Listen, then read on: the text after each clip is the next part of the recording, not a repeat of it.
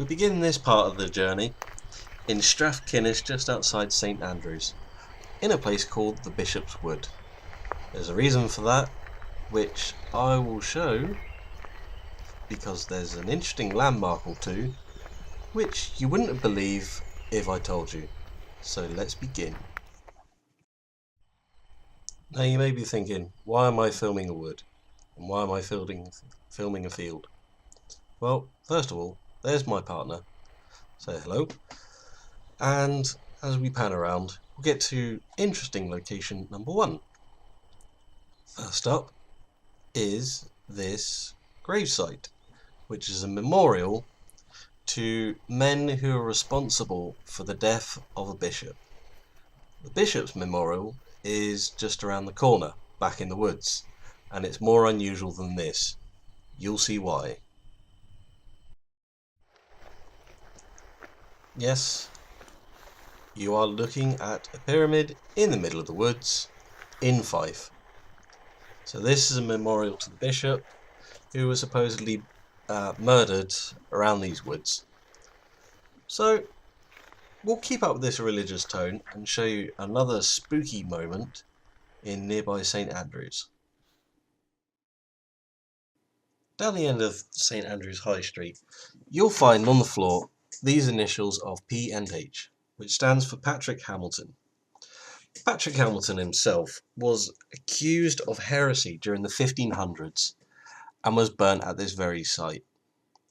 Now, rumour has it that his soul went from his body and attached itself to a nearby building, which is why, at some point, if you look carefully, you can see a face on the wall. Now, we all know St Andrews is famous for its cathedral, famous for its university, famous for where a couple of the royal family met. And between its cobbled streets and its well-maintained quads, there's a couple of other little quirks that will probably bring a smile to your face. The first one is walking down the street, I noticed this house had an unusual ornament of a game of cat and mouse on the rooftops. Now, when an owner loses a pet, they tend to mourn them and they might get cremation and an urn. So what do you do when a whole community has a beloved pet? Well, I say beloved pet. There's a cat called Hamish McHamish, who was basically the town cat. Everyone loved him, everyone knew him, and they all collaborated and have commissioned this statue to him, which I think is pretty heartwarming. And that brings us of my little rendition of St Andrews. There's plenty more stories to be told. You just have to go out there and discover them for yourself.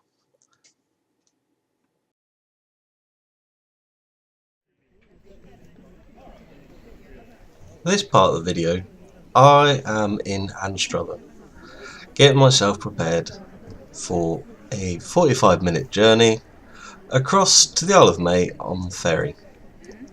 As I pan the camera around, just see the harbour. There you go. There's more info if you want to book a ferry for yourself. Quick word of advice.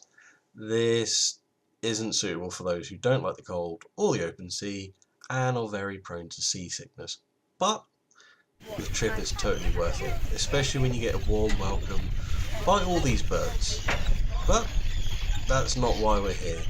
The reason why I'm here is because there's a type of bird I've never seen before, and it is the puffin. Yes, the Isle of May is known for being a breeding ground, so there's lots and lots and lots of puffins. But that's not all that's here. We also have 3 generations of lighthouse, which I think is quite interesting. You see history in front of you, especially with that one on the left is the oldest lighthouse in all of Scotland, which has been around since the 1600s, which I think is pretty impressive. And then you can go and visit the one in the middle, which I couldn't help myself. I had to take this photo on the inside. Now, alongside its wildlife, that's varied and interesting to learn about, along with the architecture of the old lighthouses that have been here for centuries and centuries to come, there's a natural beauty to it, which I think is very rewarding in an experience to just wander around and just take in the island yourself and just take in the sights. Seeing that this is just several miles off the coast of Fife. But if nothing else,